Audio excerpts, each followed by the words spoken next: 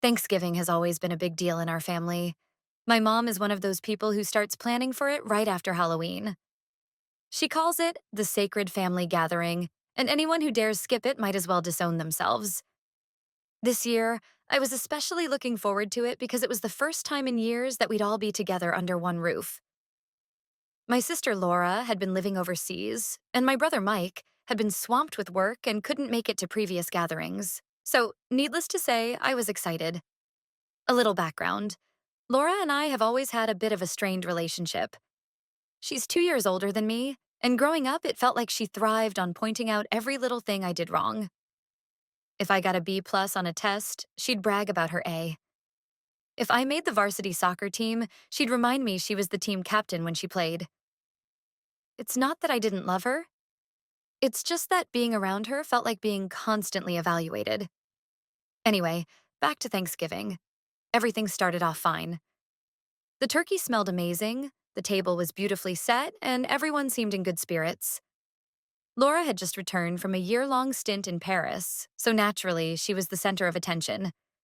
She regaled us with stories about the art galleries she visited, the French cuisine she'd mastered, and the chic Parisian lifestyle. Honestly, I was happy for her. She seemed genuinely passionate about her experiences, and it was nice to see her so animated. But then, as the evening wore on, things took a turn. Laura started slipping into her old habits. She made a snide comment about how my mashed potatoes were a little lumpy. Not quite Michelin star quality, but nice try. She laughed when I mentioned I'd been promoted at work, saying, "Oh, so you're finally catching up to me?" It was like being transported back to high school.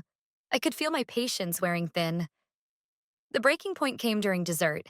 My mom had asked me to make a pumpkin pie, something I'd spent hours perfecting. As everyone was digging in, Laura smirked and said, in France, they don't even bother with pumpkin pie. It's such an American thing. A little basic, don't you think? Everyone laughed nervously, but I felt humiliated. I don't know what came over me, but I snapped. I said, Laura, not everything has to be a competition. Just because you've been to Paris doesn't make you better than the rest of us. Maybe try being a little less condescending for once. The room went dead silent. My mom looked like she wanted to sink into the floor, and my dad cleared his throat awkwardly. Laura, to her credit, didn't lash out.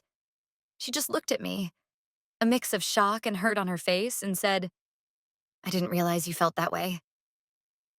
The rest of the evening was painfully awkward. Laura barely spoke, and when she did, it was short and clipped. My mom tried to lighten the mood by talking about old family memories, but the tension was palpable. After dinner, Laura went straight to the guest room, and I overheard her telling my mom she'd leave early the next morning. Now, a few days later, I'm feeling conflicted. On one hand, I'm tired of always feeling inferior around Laura and letting her comments slide. On the other hand, I hate that I ruined what was supposed to be a happy family gathering. My mom is upset with me, saying I should have let it go for the sake of peace. While my brother thinks Laura had it coming. Laura hasn't reached out since she left, and I'm not sure if I should apologize or stand my ground. So, Reddit, am I the asshole for calling out my sister at Thanksgiving dinner? Or should I have just kept my mouth shut to keep the peace?